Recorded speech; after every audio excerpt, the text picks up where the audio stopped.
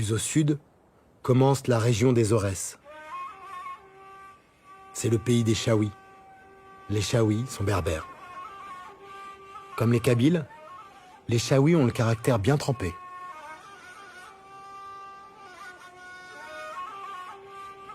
La guerre d'Algérie a commencé ici, par une embuscade dans ces gorges profondes. C'était en 1954. Attentats, coups de main, engagement, le Roufi est un dédale parfait pour la guérilla. Les Romains, puis les Arabes en leur temps, se sont heurtés aux Chaouis. Ces derniers, pour se protéger des invasions, aménageaient leurs maisons en troglodytes au cœur de ces crevasses.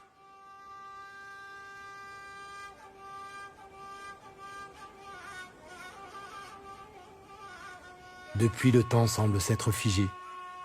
Les Chaouis sont devenus tailleurs et polisseurs de pierre. Mais les conditions de ce métier sont dures, comme la terre, aride.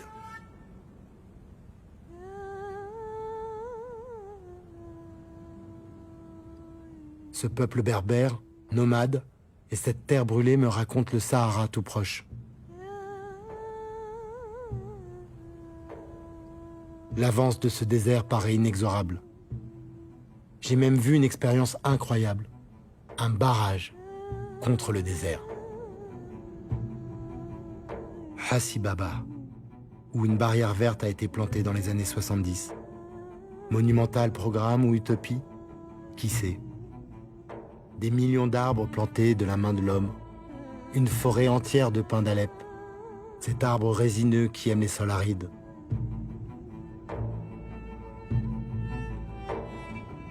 La voie verte était censée encercler le Sahara. Et ce rêve est hanté. Hanté par les chenilles processionnaires qui raffolent du pain.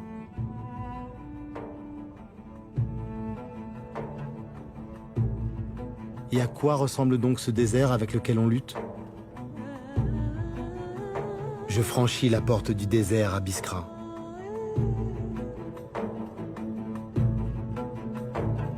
C'est littéralement une entaille dans un rempart. La muraille des monts du Mzab.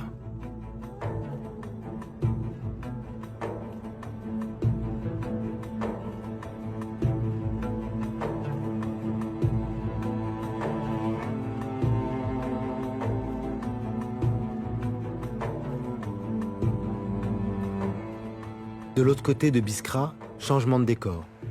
C'est un immense champ à moutons. Cette steppe court jusqu'à Djelfa. Elle est célèbre pour l'élevage.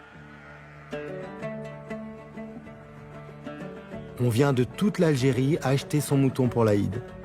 Plus de 4 millions sont vendus chaque année pour être sacrifiés. La race la plus prisée porte même le nom d'un village de la plaine, celui de Ouled Djelal.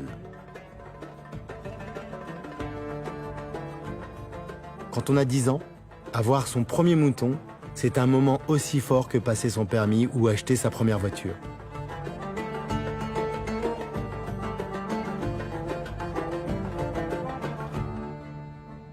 Autrefois, la région était couverte d'alpha, mais l'élevage épuise cette steppe. L'été, il fait chaud. À partir de maintenant, il faut calculer son eau et ses réserves en carburant. J'entre au Sahara.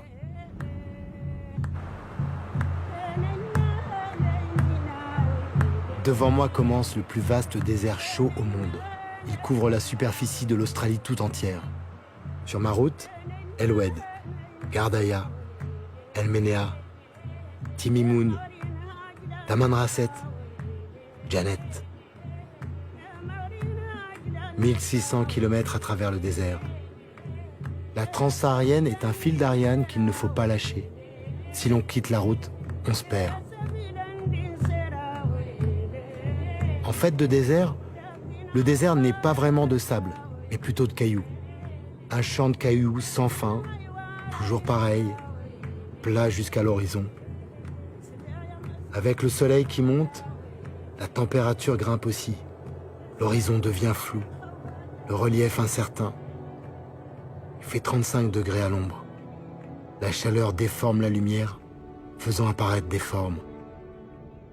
Les mirages.